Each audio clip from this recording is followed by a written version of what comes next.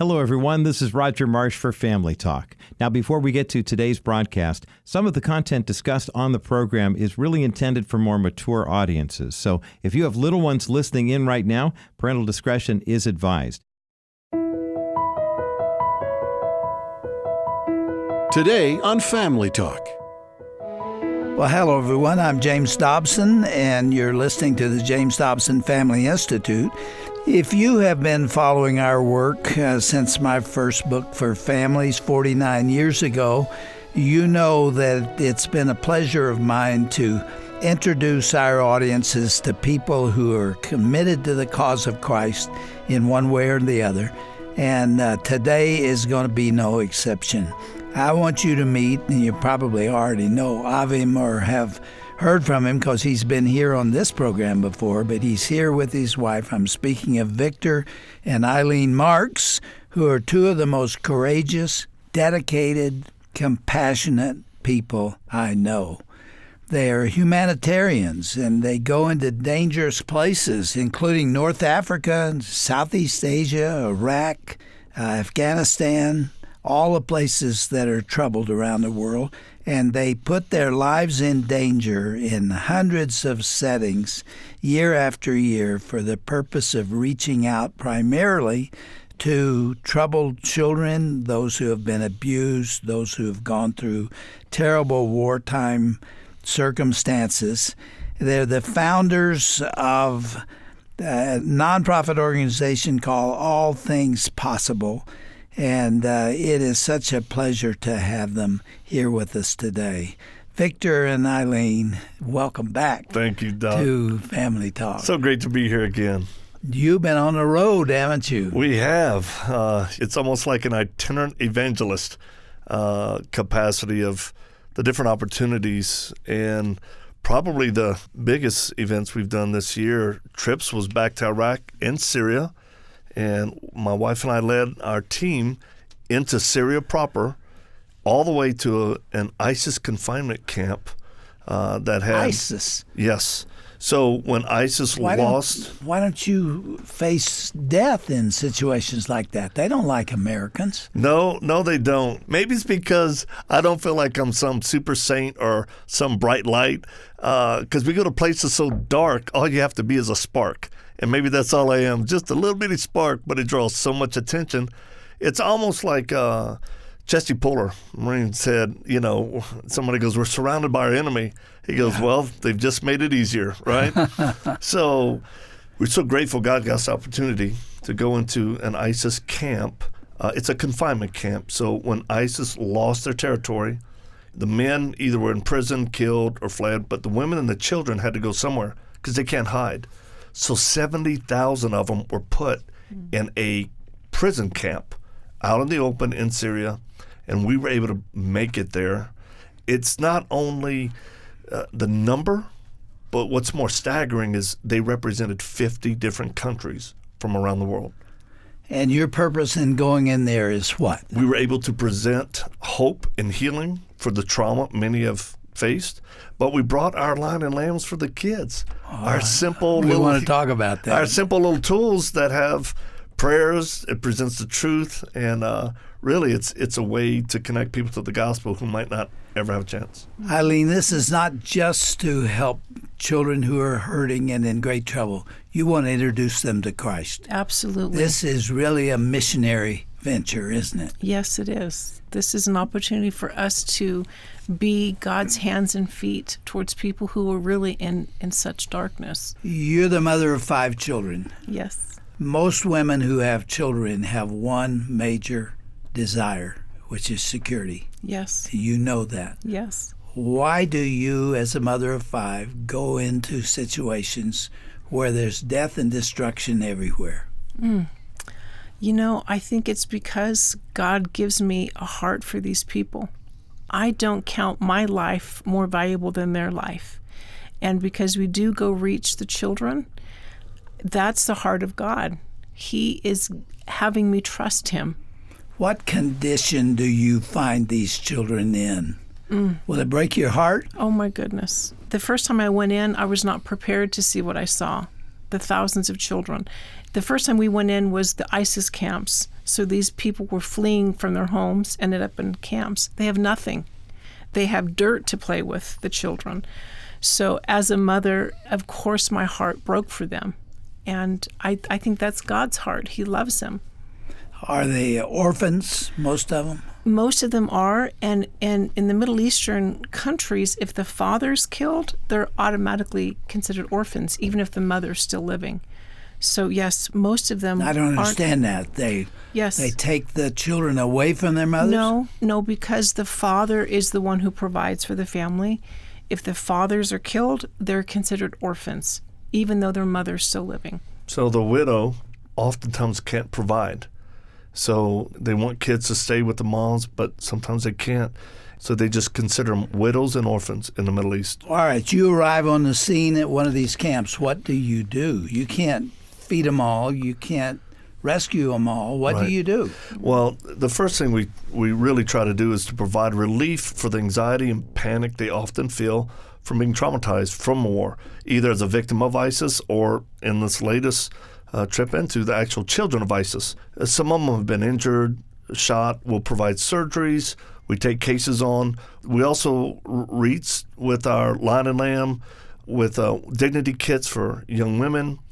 We provide resources that they don't have. Even my story, my testimony in comic book form in Arabic for children to read, which leads them to our website or social media. We have an Arabic social media platforms where we reach, I think on average, a little over 1 million people a week just in the Muslim countries. You're kidding me. No, sir. And the resources come from contributions? Only contributions. We haven't taken anything from the U.S. government. It's just individual resources. We're a small group with a big impact globally, and we like it that way. We're almost like a special forces operation. So let me take you back to your childhood, Victor, because you've been through a lot of trauma yourself. What was your childhood like? You know, my father... What sets the stage for what you're doing now? Well, thanks for asking that, because many people don't ask why we do it. You know, they understand we do it out of heart of Christ and want to do, but what really was an impotence for me is I was one of those kids that suffered. My father didn't claim me as his own. My mother would end up marrying 6 times. I went to 14 schools, lived in 17 houses. But I suffered as a kid, sexual, physical abuse, of course emotional, but I was tortured as a kid, and I was left for dead. Well, that's still very tender for you after all these years, isn't it? It is, and I think the reason is because I feel what children feel. I know kids who've suffered tremendously. My stepfather, he tied me down on some pallets when I was a kid in a barn. He poured water into my chest. I have a concave chest as a kid. And he pulled out a cattle prod. He stuck the tip of it in the water, and he shocked me. And as a kid, when you get shocked, your body will arch and tense up. When they release it, what actually happens, you don't take a breath in first. Air that's been trapped in your lungs comes out, and then you take a breath in. And my stepfather was so driven by evil, he would electrocute me, release it. When air would come out and then I'd take a breath, he'd lean down and say, "Boy, you know what that sound is? It's the sound of hope leaving your body." Was he an alcoholic? He was an alcoholic. He had a horrific background that led him to do very perverted things. But he had been trained in certain torture techniques. He served in the military at the end of the Korean War, and he brought that stuff into our home, and specifically on me and some of my siblings. How'd you survive that, Victor? Well, I would say through breaking. I dissociated as a kid, which is a coping mechanism where your brain will separate in order to survive. But it came back to really cause great struggles for me as a young adult and even into my adulthood, where, you know, I had to find what I call a soul surgeon, a trained psychologist who took time to help reintegrate my mind. And I had 123 visits in a 9-month period.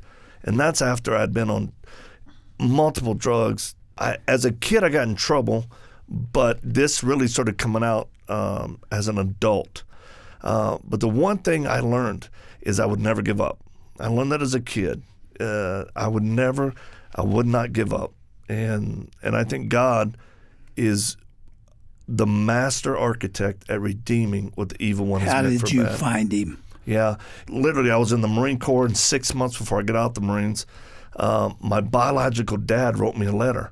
And this is a guy who didn't claim me. I mean, we knew for certain he had been in a mental hospital, in the same mental hospital my grandfather died in.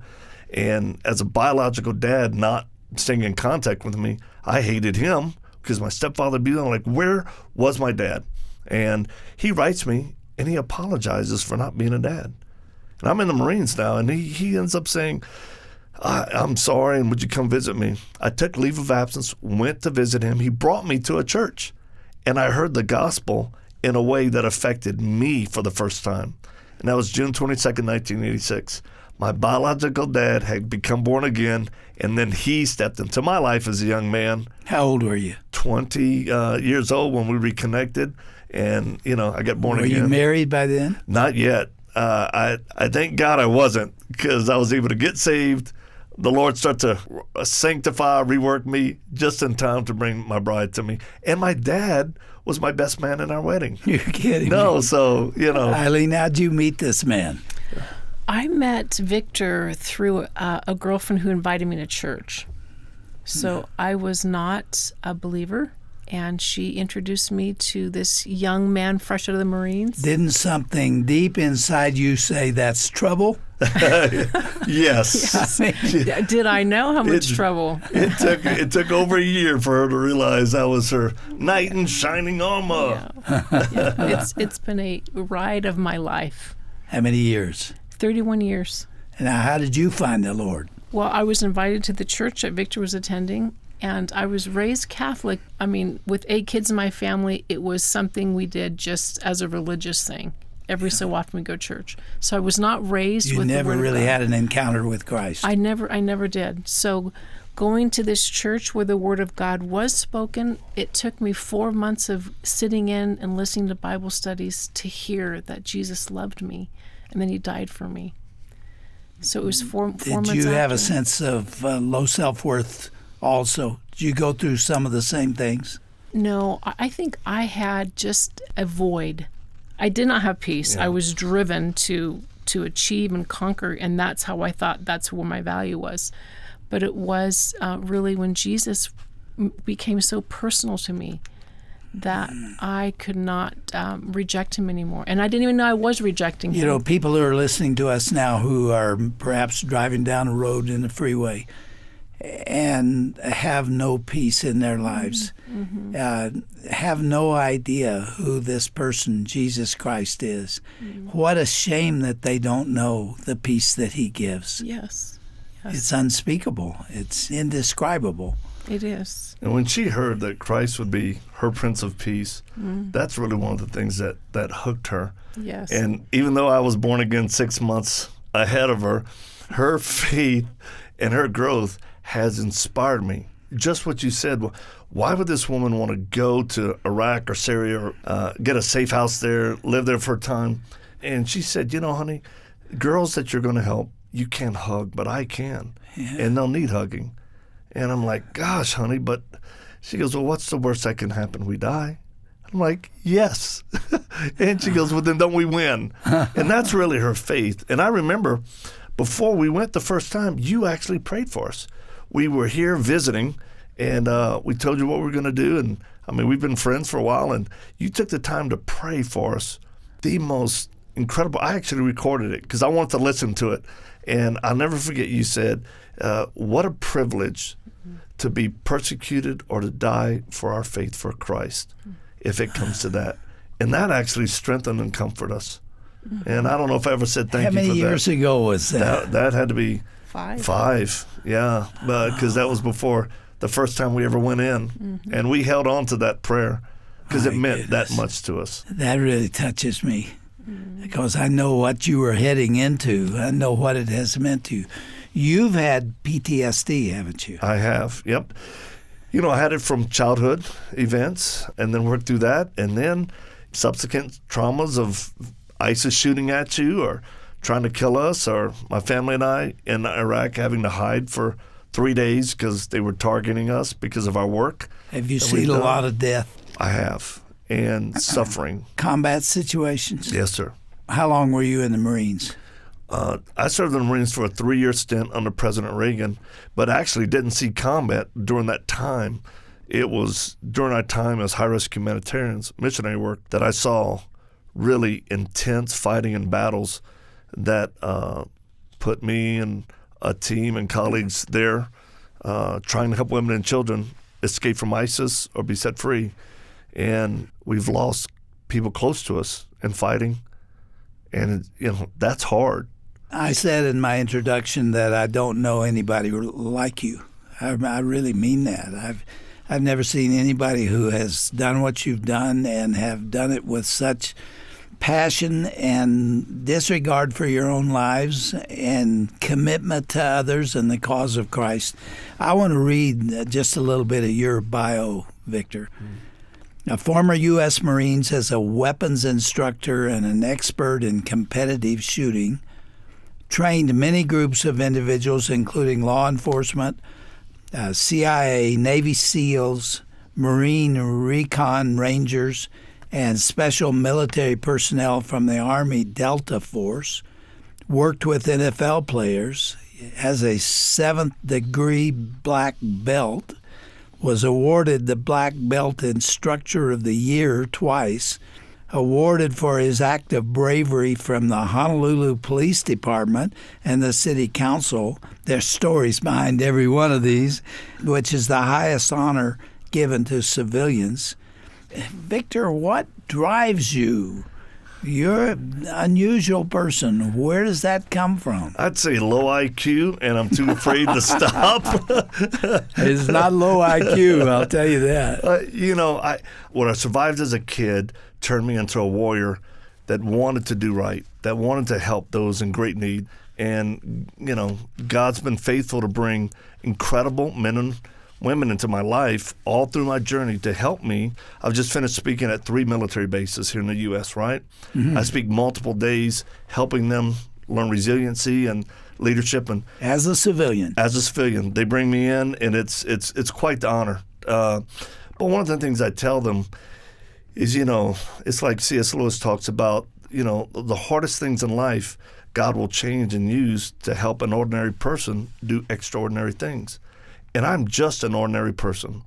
I wasn't great in athletics. I wasn't an academic person. But I did learn never to give up and felt like God gave me a privilege to know Him and then participate with Him in fighting forces of darkness. And sometimes those forces of darkness are manifested through people like ISIS. Or I think of one case in Cambodia, a young woman named Nora, a young girl who's an orphan, got attacked by a guy. I read about her. Oh, my Tell goodness. that story. This sweet little orphan girl was attacked brutally by a wealthy businessman in Cambodia, and he tried to kill her. He did horrible things to her, including pouring battery acid in her face and on her eyes, stabbing her, raping her, and then tried to cut her head off. Her hands protected her head. He cut off one of her hands, and then halfway through the other, left her for dead.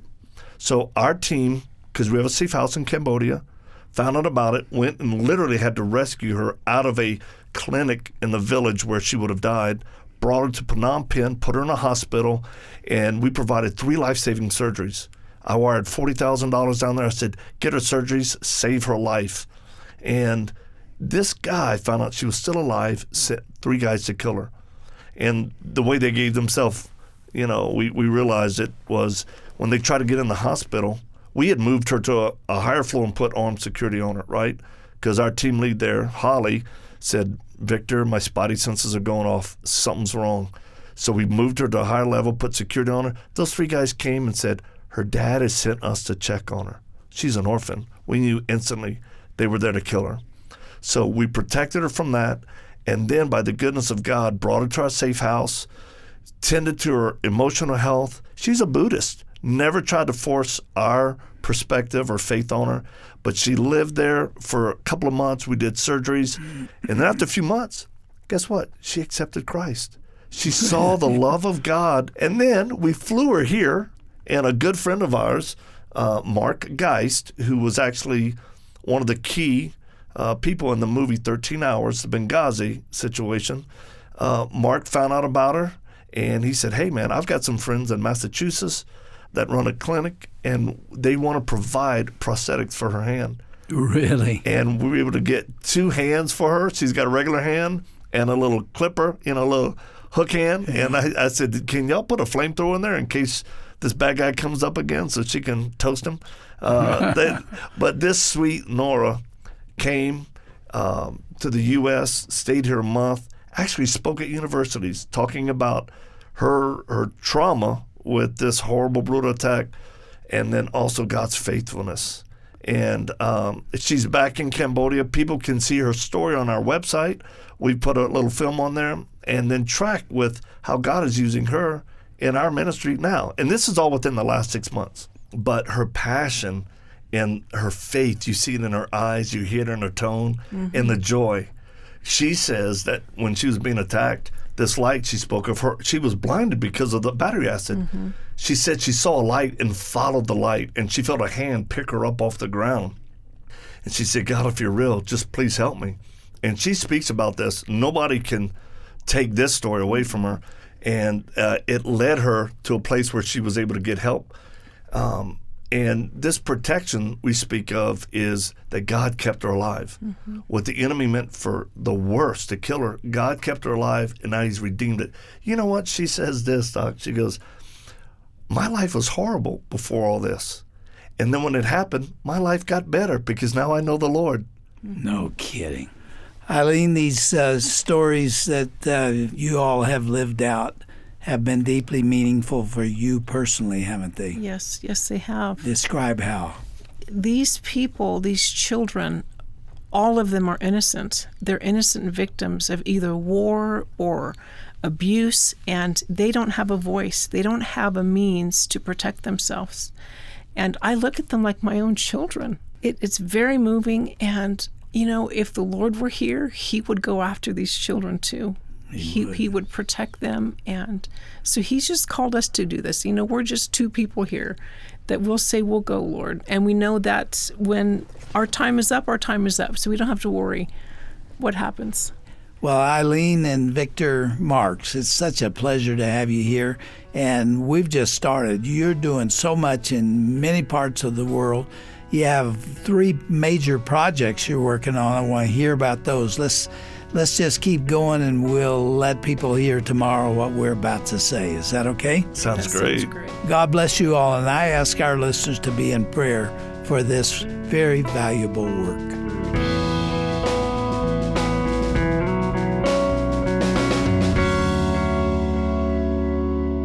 I'm Roger Marsh, and this has been an incredibly heart-wrenching topic discussed today on Family Talk.